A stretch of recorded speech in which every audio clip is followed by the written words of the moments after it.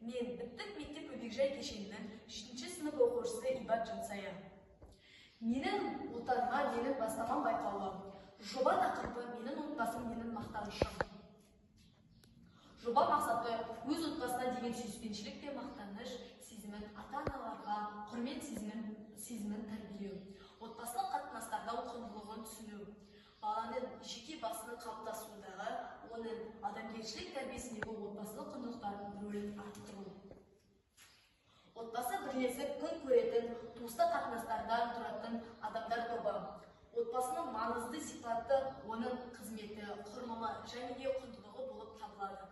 Отбасылық құндылықтар дегеніміз бір-бірін сүйіп, қосылған жанұяларда отбасын сақтау үшін қолданылатын ежелден келе жатқан салт дәстүрі. Әр отбасының өз құндылықтары болады. Біздің де өз құндылықтарымыз бар. Әкем Жалайлов Жунас Ибатұлы отбасымыздың тірегі, 5 ұл қызына жанашыр әке, өнегелі тәрбие беретін зор адамгершілік қасиетке ие құрметті жан. Отбасылық құндылықтарымыз. Отбасымыздың басты мақсаты бақытты ғұмыр кешу. Отбасылық құндылықтарға құрмет, естеліктер жатады. Балалар өз бойында ата-анасының бар болмысын көрсетсе, ата-аналар да өмірінің жалғасын балаларынан көреді. Әкем спортпен жасынан айналысып, сол салада қызмет атқарып келеді. Өзінің ұл қыздарына да спортқа баулып өсірді. Отбасылық құндылықтарға қарт адамдар жас отбасыға берген ақыл кеңестері жатады. Менің әжемнің де тәрбиесіне қосар үлесі мол. Оның беретін тәлім тәрбиесі, өсиет сөздері үлкен өнеге мектебі. Анам Қайсақова Айша Болатқызы ұлағатты ұстаз, өз шәкірттерінің алдында беделі зор.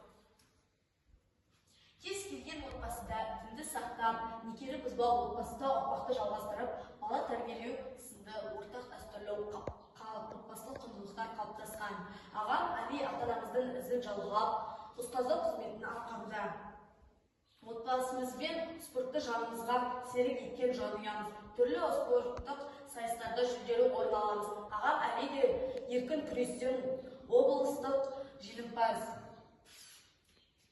Анам әріптестерінің ортасында зор құрметке ие. Отбасымыздың ұйытқысы, жанұя бірлігін сақтаушысы. Анам өз қызметінен басқа қосымша қадір оқулары байқауында әр ісі бізге өнеге.